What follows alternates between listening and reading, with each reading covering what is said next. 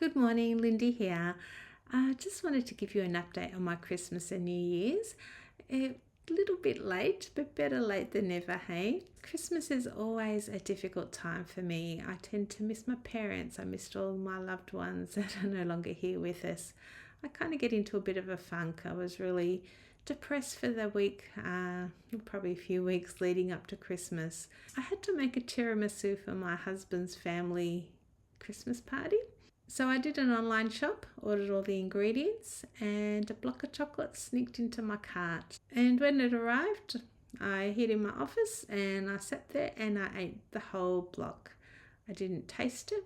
I was numb. I actually had no feeling at all when I was eating it, just like that 800-pound woman that I used to be. I just ate to try and block the feelings, the sadness that I had that my parents and grandparents weren't here with me. It didn't make me feel any better. I still miss my loved ones like crazy. All it did was make me feel really guilty that I'd broken my carnival streak, and it frightened me because it just reminded me of how that 800-pound woman would just sit there and just engulf my food without even thinking about it, just feeling numb to life. That's how I felt in that few minutes that I sat there eating that chocolate, and that's a place that frightens the crap out of me. I just never want to go back there. So thankfully that fright was enough to stop me in my tracks and get back on the carnival wagon. So later that day I had to make the tiramisu. Not a problem. I didn't want to taste that at all. So my husband was a trusty taste tester. So he licked the bowl, tasted the beaters and gave me the thumbs up, and I was happy with that. Christmas with my husband's family. I hadn't actually seen his brothers or their families for 10 years. I had seen his parents a few times. We see them like once a year, and they knew that I was doing carnival, and they've been really amazed at my transformation so far. So the news had filtered through the family that I was carnivore and I was losing weight, and they heard a lot but hadn't actually seen me. So the last Christmas 10 years ago that I attended was in a park, and they had a barbecue, and I was so uncomfortable. They had deck chairs which I couldn't sit in. Not only would my bottom fit in those deck chairs because they had arms in them, but I don't think they would have supported my weight. They were pretty flimsy for a big girl like me. So I was really uncomfortable for the day. I had to sort of sit on this little bench seat which was away from the family, but it was the only place that would actually hold my weight, and I just felt really self-conscious the whole time. I was the largest person at the party, and it just wasn't a very nice experience. And that was the last time I actually went to a family Christmas with them. So this Christmas we found out that they had decided to do a pizza Christmas. They were going to order a bunch of pizzas. I thought, great, just what a carnival wants to hear. So I was smart. I prepared ahead. I made a bunch of little meatballs and I stuffed them with cheese, which was my treat because I don't normally have dairy. And I baked them in the oven, and I took a whole bunch of those with me. I ate them in the car, so I was really full when I got to the party. We were one of the first to arrive, which was really nice. So we got to greet his parents and one of his brothers, and we found a seat, had a bit of a chat before the rest of the family arrived. And as they arrived, I think they were all amazed to see me there. I don't know if they knew that I was coming, but I got quite a few hugs. And the brothers and the wives didn't really say much about my transformation. I'm guessing, they didn't want to maybe just raise attention to it or say anything. I don't really know what was going on in their head. But all the kids, they all came up and like, wow, Lindy, you're looking amazing. And that was really nice to hear. So kind of made me feel good. And I kind of understand. I don't get a lot of comments from people. I think they just don't want to draw attention to the fact that I was a big girl and didn't want to offend me or something. I don't know what it is, but it just felt good that all the kids had noticed and come up and said something. So I was really happy with that. Thankfully, I was nice and full, so I wasn't tempted at all by all the pizza and the chips and all the other, non-carnival foods that were around there. They did have a cheese platter, so I did have a couple of cubes of cheese, and they did have a plate of deviled eggs. I only managed to get half a deviled egg because everyone went for the good stuff, the eggs. So I did just sort of nibble on that, and nobody said anything. Nobody's talked about the carnivore diet at all, or quizzed me on why I wasn't eating a lot. They just all had their plates piled full of food and just enjoying themselves. I was just enjoying the company. It was such a nice afternoon. So I will be going to the next year Christmas's party, and the year after that I'm back in the family again now. I'm not hiding anymore, and that was definitely a really, really nice way to spend my Christmas. Christmas Day, I had my bestie JJ, who I did the wildlife video with. She came over for lunch, and again we did a platter with lots of hams and prosciutto, some cheese and smoked salmon, all carnival stuff. And then I had a few crackers and dips and things for my daughter and JJ to eat because they're not carnivore. So enough to keep us sort of full and them happy as well. We had a lovely afternoon with her, and then we drove to my other daughter's house, Catherine, and had dinner there, and she had another platter with more cheese and hams and stuff. And then they made some shrimp on skewers, followed by chicken skewers, and also T-bone steaks on the charcoal grill. It was all delicious. Had a lovely night. We played games and talked and had a few laughs. It was a really good Christmas. Yeah, the block of chocolate was the only thing that brought me down, but I learnt so much from eating that chocolate. It does kind of show that once an addict, always an addict. 2 years into carnivore, and I've still got those tendencies there locked away, and it is so easy to slip. So it's definitely something I need to watch in future.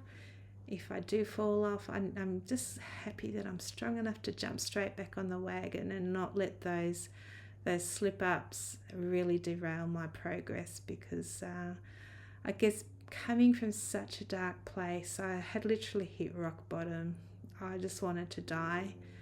I've got my life back now. I never ever want to go back into that depression, that despair, that life that I had before. So that fear of slipping back into those old ways is very strong for me, and that is what is keeping me on track. If I do slip up again in future, which, it happens, life happens, but I just know that I have the strength now to find my way and get back on track. I know this is the way that I need to be. This is a lifestyle for me. It's not a diet. I don't go off this when I've reached my goal weight. This is forever. I know that. I accept that. It's my choice to be this way, because I just don't want to ever go back into those old ways again. So after all the Christmas celebrations, I didn't feel my optimal self. I had a lot of cheese to get me through all those events, plus a block of chocolate, which didn't help. I had so much swelling in my feet, in my legs. The edema had come back. I was just feeling a bit not myself. So I spoke to my coaches, and they said, no, this is not the time to revenge fast. You need to prime. Fill yourself up with good nourishing foods, and then you can move on with whatever you decide to do. So I took their advice, and I decided to prime until New Year's. And normally I spend New Year's Eve just going to bed early. I don't even sit and watch the fireworks.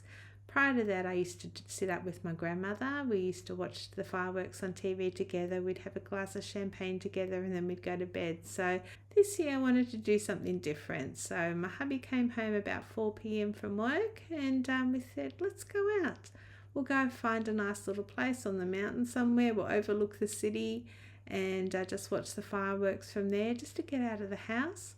And he's like, yeah, no worries. And then he drove into the city where there's lots of people. And I'm thinking, where are we going to park? And I had all these things going through my head, but I didn't say anything. I was so nervous. And thankfully, we went in about 10 p.m. Traffic wasn't too bad. We found a dodgy little side street lane thing and parked the car illegally, and managed to find a nice little bench seat just not far from the car and overlooking the Yarra River. It was just amazing. But we did have one hiccup. The building behind us, the fireworks actually set off the fire sprinklers, and we got drenched. Everyone started screaming as we were just showered in this cold water, and it was fun.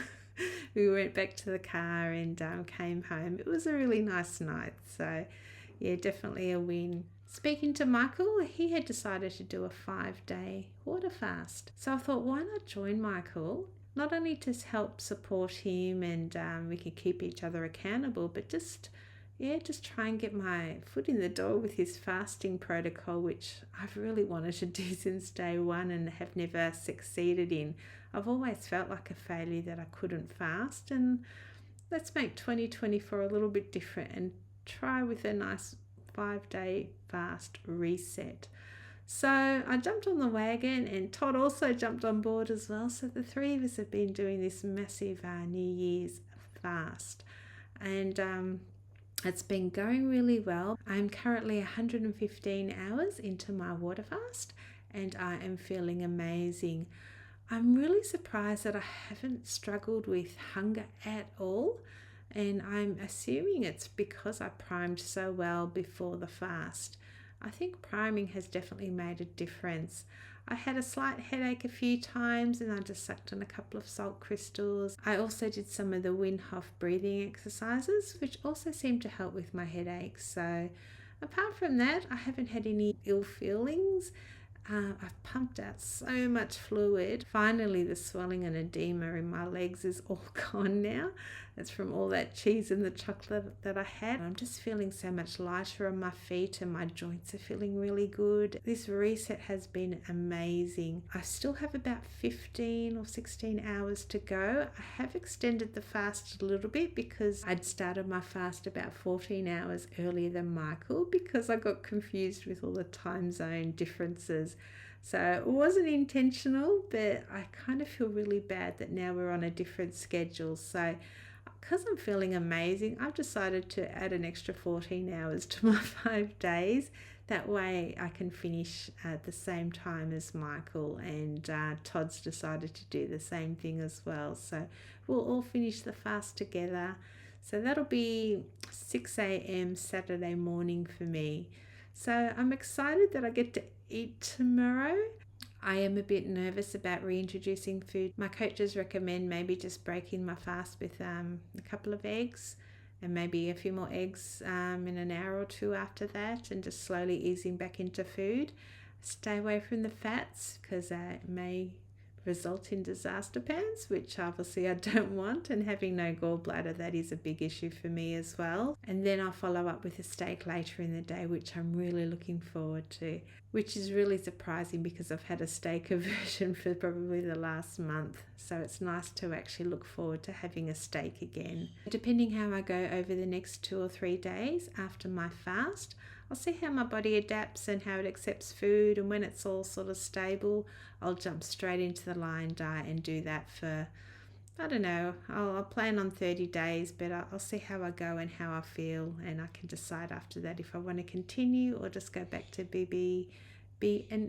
So that's my plan at the moment. I am doing the Wim Hof breathing exercises every morning. I haven't started the DDP yoga yet, but I will start on Monday. I just think having too many challenges at once kind of throws me. It becomes very overwhelming.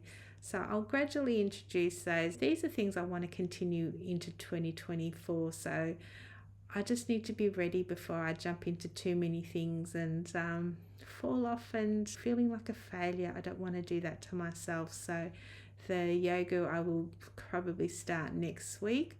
Once I get over this fasting hurdle, once my body's settled, I'll get stuck into line. So I think I'll be fine with that, and then I can start my yoga. It's going to be a great year. So many things to look forward to, and I'm absolutely pumped for this year. So bring on 2024.